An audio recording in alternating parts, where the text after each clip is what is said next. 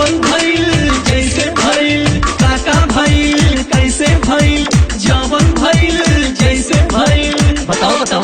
अरे देह पापा बरदी चली ना गुंडा कर दी, दिलवा के बात बुझो बोलो माँ बेदर दी। देह पापा बरदी चली ना गुंडा कर दी, दिलवा के बात बुझो बोलो माँ बेदर दी। जान ले ले पर गए खेल में।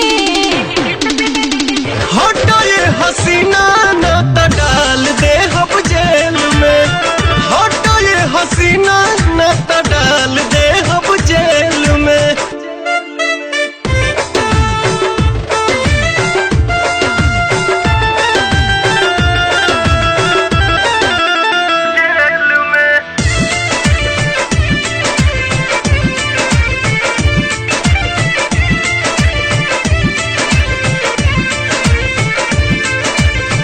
धड़केला तोहरे नावे दिलवा बेचारा, तोह पे लगाई 420 वाला धारा।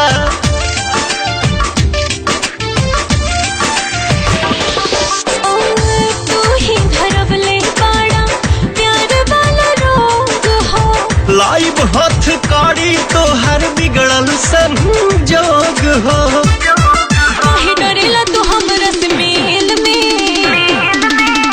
हटो ये हसीना न त डाल दे हम जेल में, हटो ये हसीना न त डाल दे हम जेल में।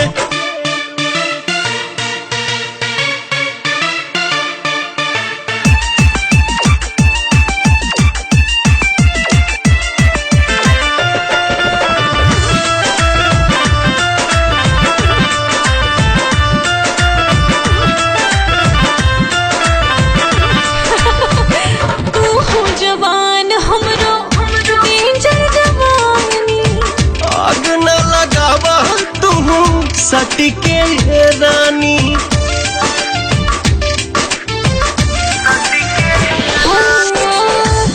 दो मिला के नैना चार होए गोयल। हमारो भी दिला वाला चार हो गइल।